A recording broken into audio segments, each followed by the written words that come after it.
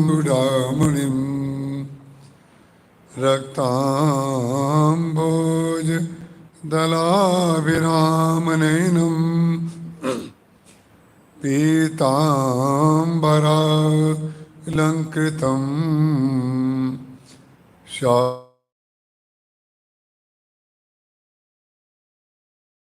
सीतया शोभितं कारुण्यामृत सागरं प्रियगणैर्भ्रात्रादिभिर्भावितं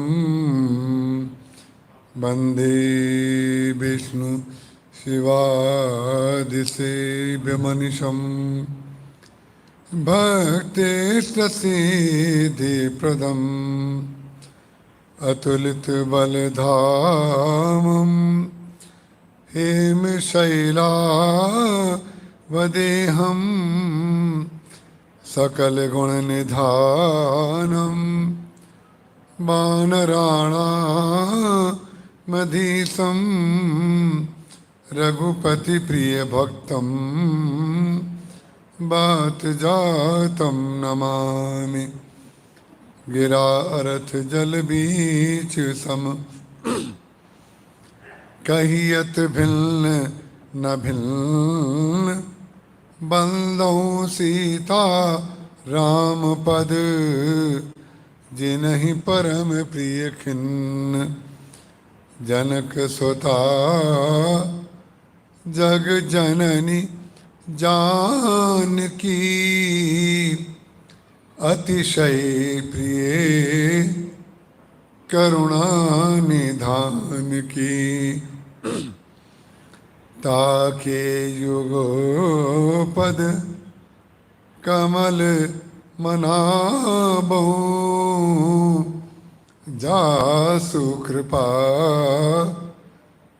निर्मल मति पावऊं।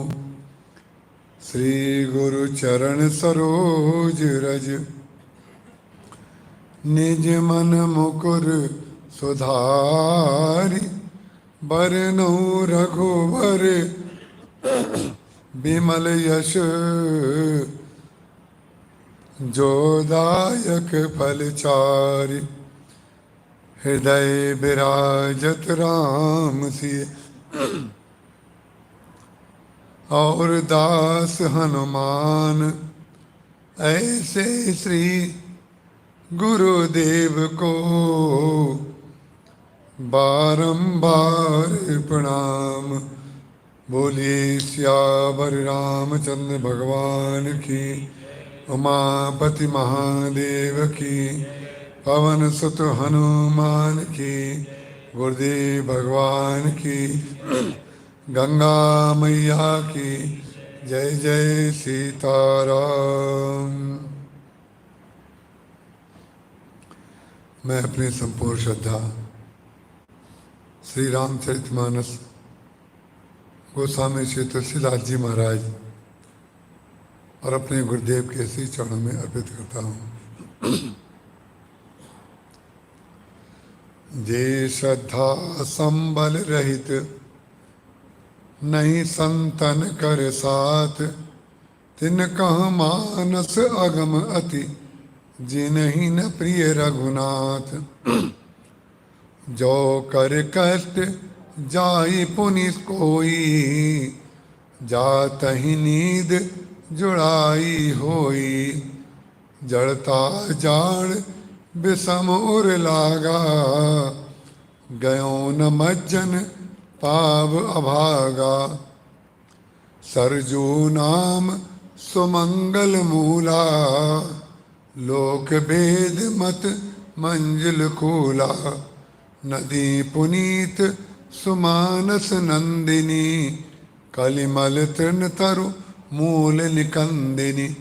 सोता त्रिविध समाजपुर, ग्राम नगर दुहकूल। संत सभा अनुपम अवध, सकल सुमंगल मूल।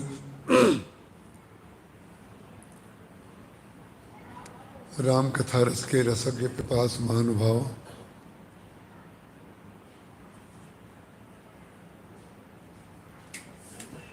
नहीं संतन के साथ कि तिनका मानस प्रबलत है।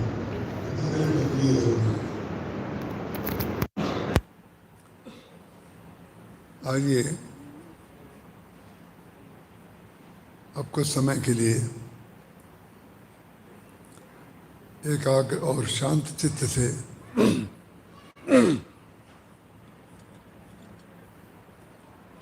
जो प्रसंग आपके समक्ष लिया गया है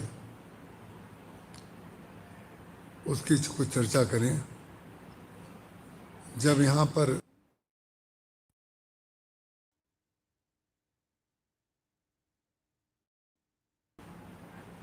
देखिए, कोई भी वस्तु जब बहुत सुलभ कर दी जाती है और उसकी अति कर दी जाती है तो लोगों को उसमें से रुचि समाप्त हो जाती है। सुबह सत्संग, दोपहर में सत्संग, रात को सत्संग, बीच में कीर्तन, मैं समझ रहा हूँ, उसी पे बोल रहा हूँ मैं। तो मैं ये कहना चाहता हूँ, बिने न मानत जलद जड़, गए 3 दिन बीत। 3 दिन बीत गए कथा के। बोले राम सुकोब तब भय बिन होए न प्रीत। बदले या माइक का चलाने वाला बदले।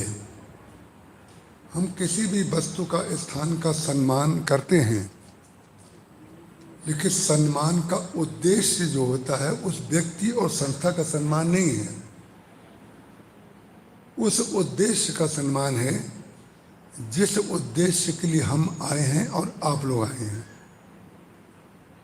किसी यंत्र की समस्या के कारण हम जो बात करें, हमारा गला खराब हो जाए तो कैसे चलाएगा? इसलिए ये आवश्यक होता है कि कोई भी कार्यक्रम रखने से पहले हमें कुछ नहीं चाहिए, कार्यक्रम पूरा हो चुका, इधर आओ, कार्यक्रम लेकिन आप कितने व्यवस्था हमारे पास नहीं है। हर व्यक्ति को सुनाई देता है, हर व्यक्ति प्रसन्न रहता है, हर व्यक्ति सुनना चाहता है। सत्संग का तात्पर्य है कि व्यक्ति की इच्छा होनी चाहिए। जो बात कही जा रही है उसको सुनने की इच्छा जिनके अंदर है उनको आमंत्रित किया जाए। जिनके पास मति है बात को समझने के लिए उनको बुलाया जाए। और जो थके हारे बैठे हैं, दिन भर सत्संग, वो कमरे में जाकर के अपना सिर पीटते होंगे कि कहाँ तक सत्संग सुने, सवेरे दोपहर शाम में, तो जब देखो तब। तो हम उस लाइन में लगने वाले व्यक्ति नहीं हैं। हम अपनी इच्छा से कहीं नहीं जाते हैं, हमें कहीं बुलाया जाता है तब हम जाते हैं, और हम अपनी उपयोगिता जहाँ समझते हैं वहाँ जाते हैं। तो मैं कल ही इसी चौकी पर प्रवचन का विश्राम कर दूंगा। ये मैंने सूचना आपको इसलिए दे दी कि 3 दिन तक मैं सोचता रहा कि भाई सब आदरणीय लोग हैं, हम इनसे क्या कहें। लेकिन जब मेरे समझ में नहीं आई बात तो मुझे ये बात कहनी पड़ी। अब आइए हम लोग कथा में प्रवेश करते हैं। लोकमत और वेदमत, जो लोग कथा में आकर के बैठ गए हैं उनसे मेरा निवेदन है कि हमारे समय का और आपके समय का संपूर्ण सदुपयोग तब होगा कि जब आपका मोबाइल से संबंध छूट जाएगा। जिन बाधा कथा में होना उचित नहीं है।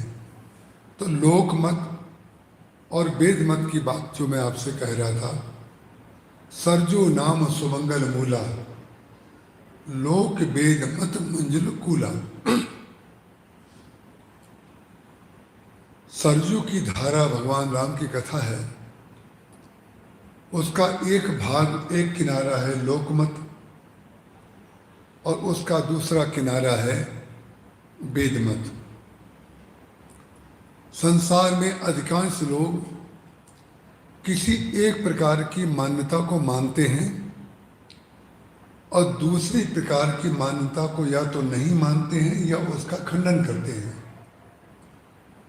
और जो व्यक्ति ऐसा करता हो, चाहे वो धर्म मार्ग में चल रहा हो, चाहे वो भक्ति मार्ग में चल, या तो भीड़ का अंग बन जाएगा या परंपरा का अंग बन जाएगा।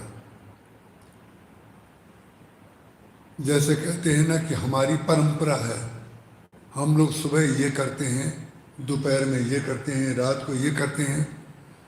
महत्वपूर्ण बात ये बिल्कुल नहीं है कि आप किस परंपरा के अनुगामी हैं। महत्वपूर्ण बात यह है कि आप जिस परंपरा के पथ पर चल रहे हैं उसमें आपका मन और आपका चित्त और आपकी बुद्धि लगी है कि नहीं। परंपरा को ढो रहे हैं कि परंपरा को धारण कर रहे हैं। इसीलिए भगवान श्री राम ने, कृपा करके ध्यान से सुनिएगा, भगवान श्री राम ने अयोध्या आने के पश्चात 6 महीने तक, रावण की मृत्यु के पश्चात 6 महीने तक बंदरों को अयोध्या में आनंद लेने लिया। खूब आनंद से रहे बंदर। 6 महीने के पश्चात और बंदरों को जो उनकी सेवा में थे उनको एक जगह पे बैठाया गया। भगवान ने कहा कि अब गृह जाओ सखा सब, आप सब लोग अपने अपने घर को चले जाइए। सारे बंदरों को बड़ा आश्चर्य हुआ कि हमको घर जाने के लिए कह रहे हैं। अब गृह जाओ सखा सब भजो, मारे के सारे बंदरों से कहा कि अब आप हमें छोड़ दीजिए और अपने अपने घरों को चले जाइए। भगवान और गुरु में खोट नहीं है। हमारे कहने में कोई त्रुटि हो सकती है भाषा की, या आपको ठीक ना लगे, लेकिन हमारी हृदय की पवित्रता में आपके प्रति हित बुद्धि में कहीं कोई संदेह हमें नहीं है कि आपके हित के लिए बात हम कह रहे हैं। जो सामने बैठे हैं वो और जो दूर बैठ करके सुन रहे हैं वो, सबके हित के लिए मैं ये बात कह रहा हूं। जब गुरु और भगवान आपको अपने पास से, कोई व्यक्ति ये समझ सकता है कि आप हमको छोड़ने के लिए कह रहे हैं और आप उस पर टीका टिप्पणी में कोई आरोप भी लगा सकते हैं कि आप हमें छोड़ रहे हैं। लेकिन जो छोड़ने के लिए कह रहा है, आप यदि उसके हृदय में बैठ करके ये विचार करें कि वो जो आपको छोड़ने के लिए कह रहा है, आपको छोड़ने के पश्चात उसके ऊपर क्या बीतेगी, जरा आप उसके हृदय से पूछिए। क्या वो आपको छोड़ करके सुखी रहेगा? क्या वो आपको छोड़ करके आनंद में रहेगा? क्या नहीं, नहीं। भगवान की और गुरु की महती कृपा होती। पूज्य श्री राम किंकर जी महाराज, उनके साथ हम 4 लोग रहा करते थे।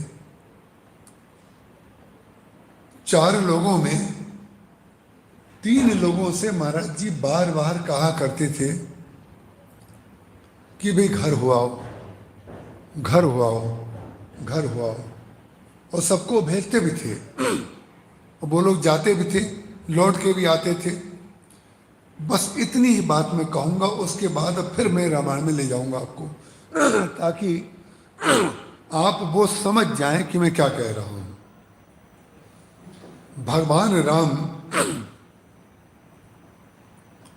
सारे अपने बंदरों से कहते हैं, अब गृह जाओ सखा सब, भजो मोहि दृढ़ नेम, मेरा जाकर के भजन करो।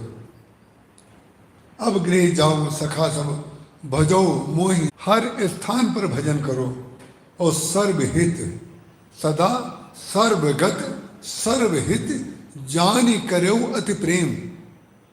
सब लोगों में मैं हूं,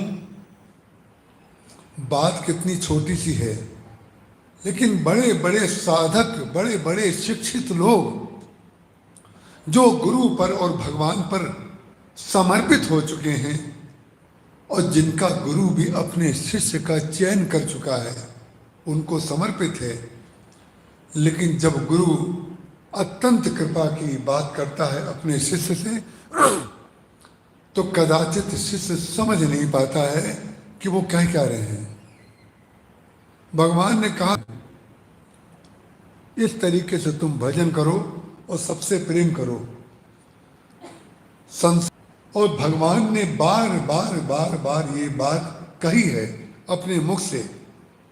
सुंदरकांड में विभीषण जी महाराज से भी उन्होंने यही कहा, तुम सारखे संत प्रिय। भगवान ने क्या क्या बोला है केवल उतना ही सीख लीजिए, उतना ही धारण कर लीजिए।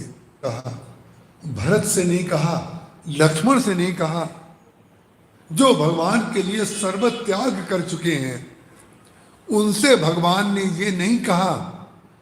अगर कहीं कच्चे भक्त होते भरत जी और लक्ष्मण जी और हनुमान जी, तो उनको छोड़ करके भाग जाते।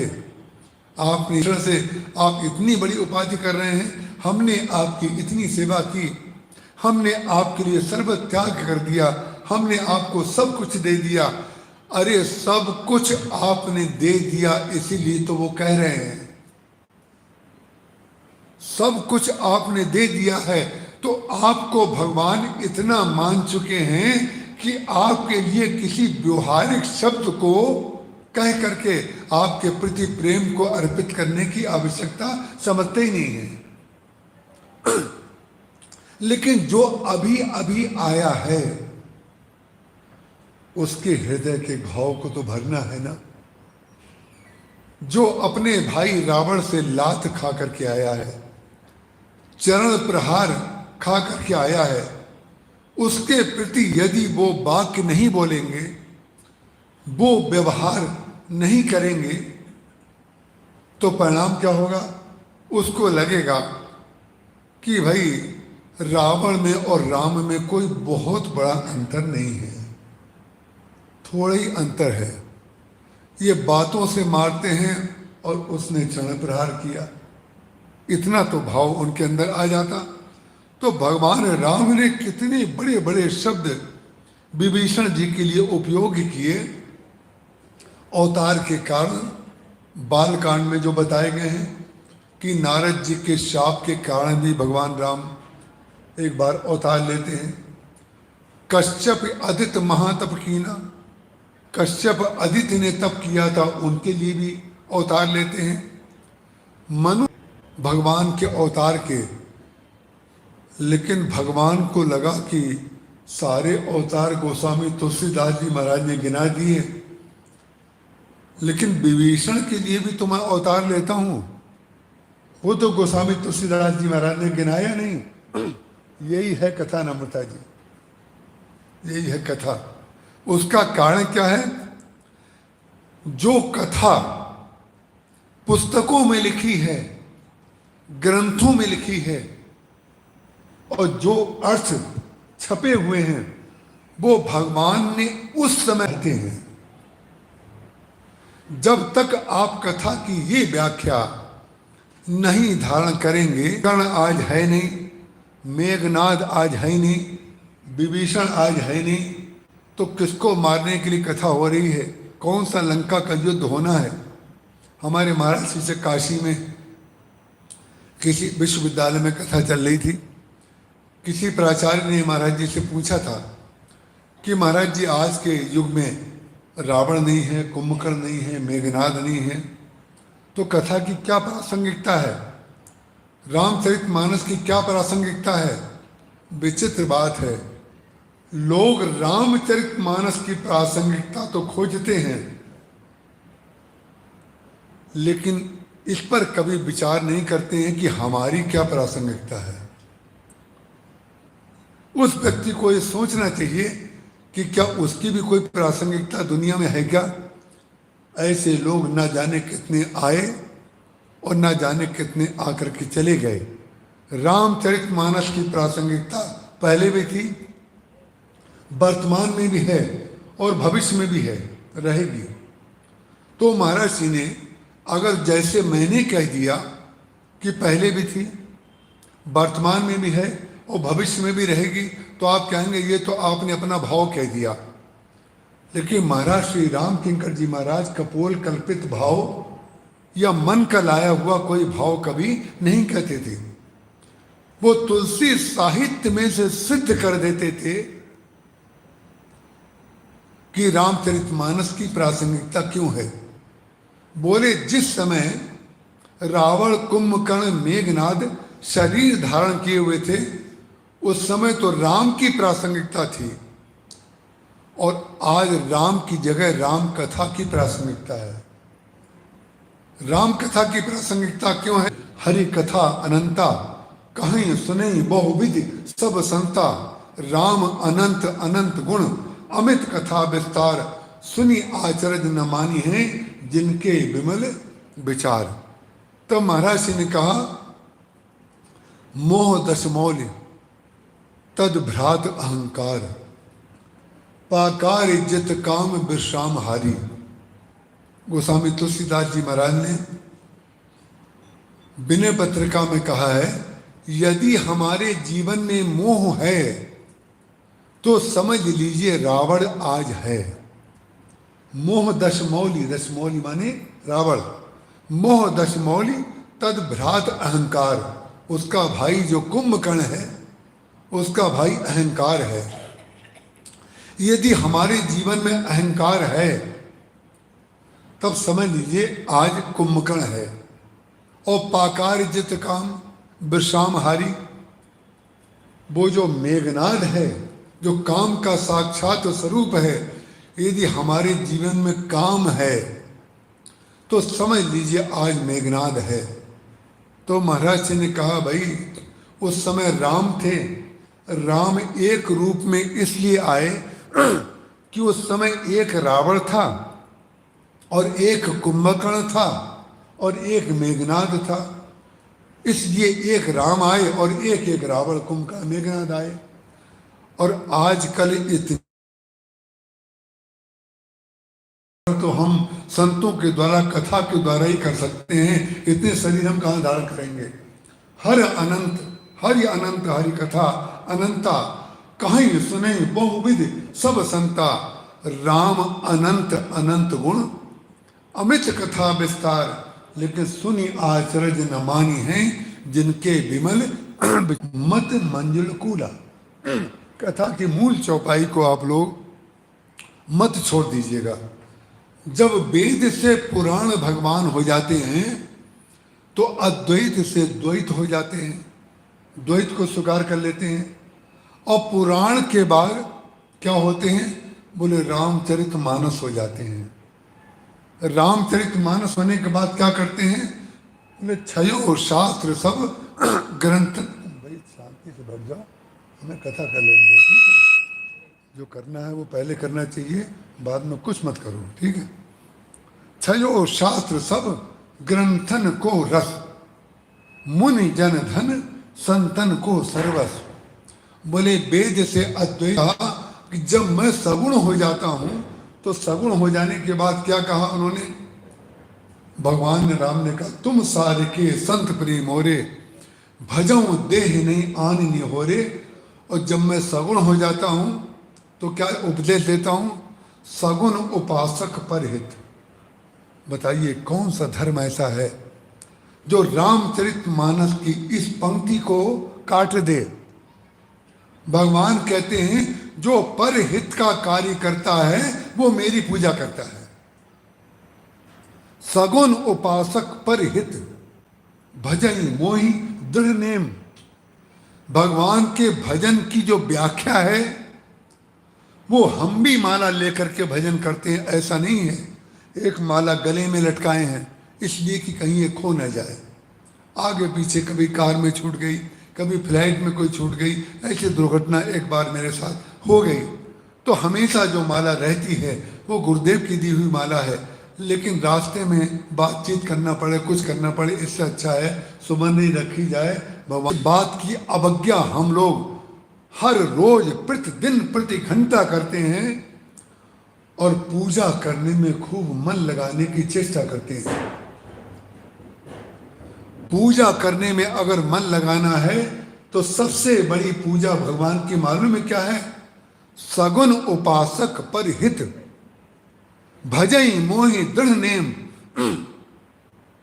ते नर प्राण समान सब जिनके दुज पद प्रेम। जो सबके हित में कार्य करते हैं और किसी के अहित का कार्य नहीं करते हैं, भगवान कहते हैं वे लोग मुझे मेरे प्राण के समान प्रिय हैं। करेगा वो व्यक्ति है जो भगवान की सेवा कर चुका है। जिस व्यक्ति को भगवान और गुरु इतना प्रमाणित मानते हैं, इतनी ज्यादा योग्यता उसके अंदर मानते हैं, तो आप अपने पुत्र को कहते हैं बेटा, भगवान राम ने सारे के सारे बंदरों से ये कहा, अब गृह जाओ सखा सब भजो मोहि दृढ़ नेम। कैसे भजन करें? सदा सर्वगत सर्वहित जाने करो अति प्रेम। सब में मैं ही हूं। विचित्र बात है, सिय राम में सब जग जानी, करो प्रणाम जोर जोग पानी। सदा सर्वगत सर्वहित जाने करो अति प्रेम। सगुन उपासक परहित भजई मोहि दृढ़ नेम। सबका अर्थ एक है कि नहीं? सबका उद्देश्य एक है कि नहीं? सारी नदियां समुद्र की ओर जा रही हैं कि नहीं? समुद्र सबको प्रकाश दे रहा है कि नहीं? गेहूं सबके लिए पैदा होता है कि नहीं?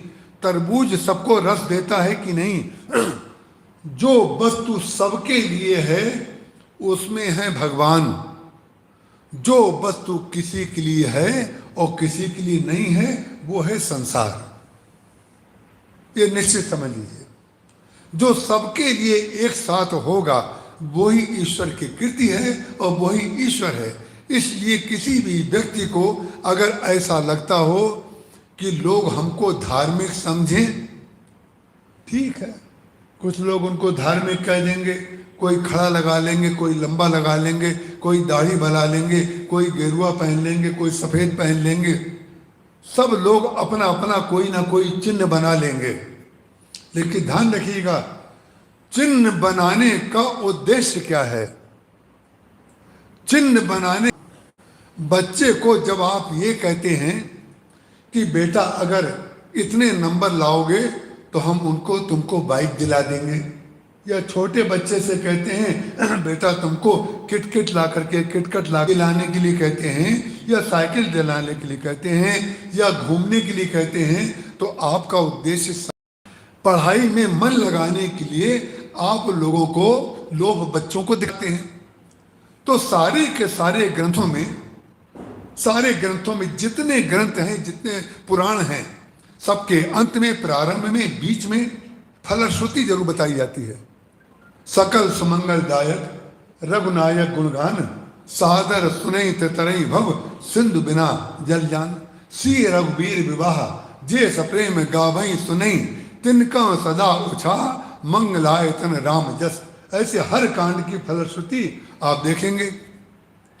तो फलश्रुति जब बताई जाती है तो इसलिए बताई जाती है कि फल के कारण जो ग्रंथ में कहा गया है उसमें आपका मन लग जाए। और फल के कारण अगर हमारा मन फल में लग जाए और पढ़ाई में से छूट जाए तो उस बच्चे को फल भी नहीं मिलेगा, बाइक भी नहीं मिलेगी, किटकट भी नहीं मिलेगा, कुछ नहीं मिलेगा। क्यों? क्योंकि हमने ये देने के बहाने तुमको कहां पर निष्ठ करना चाहा था। ये जितने प्रकार के चिन्ह होते हैं, जितने प्रकार के रंग होते हैं, जितने प्रकार के आश्रम होते हैं, जितने प्रकार के संप्रदाय होते हैं, एक सारे के सारे संप्रदाय जो हैं वो क्यों बनाए जाते हैं? सारे के सारे संप्रदायों का निर्माण क्यों किया जाता है? केवल मात्र संप्रदाय का निर्माण इसलिए किया जाता है कि किसी भी व्यक्ति को अपनी रुचि के अनुसार अगर शिक्षा लेना हो, धर्म में रुचि किसी खास प्रकार की उसकी हो, तो उसको इस प्रकार का स्वाद हम देने के लिए तैयार हैं। जैसे किसी होटल में लिखा हो यहाँ पर नॉन वेज मिलता है, तो नॉन वेज वाले जितने हैं वो सब नॉन वेज वालों में चल लगा देता है कि हमारे यहाँ ये सामान मिलता है। तो जिस प्रकार से दुकानों पे बोर्ड लगा रहता है, इसी प्रकार से जो संप्रदाय हैं ये सब बनाए जाते हैं। क्यों संप्रदाय बनाए जाते हैं? कि सबकी इच्छा, सबकी ग्रहण शक्ति, सबकी रुचि एक जैसी हो ही नहीं सकती। जब भगवान अद्वैत से द्वैत और विशिष्टा द्वैत होकर के अपनी रुचि अलग अलग कर लेते हैं, बालकों के साथ खेलते भी हैं, मालपुआ भी खाते हैं, काग भुसुंडी जी के साथ भी खेलते हैं, हनुमान जी के साथ भी संबंध रख लेते हैं, विभीषण के साथ भी कर लेते हैं, जनक जी के साथ भी कर लेते हैं, सीता जी के साथ विवाह भी कर लेते हैं। सारी की सारी लीलाएं जब द्वैत रूप में भगवान भी स्वीकार करते हैं तो संसार का प्राणी भी तो उसकी इच्छा है। किसी बच्चे की इच्छा है कि हम निर्गुण निराकार रूप में साधना करेंगे, तो निर्गुण निराकार रूप के संप्रदाय बना दिए गए। और किसी की इच्छा है नहीं हमें मूर्ति में पूजा में बहुत अच्छा लगता है, तो मूर्ति पूजा के लिए मंदिर बना दिए।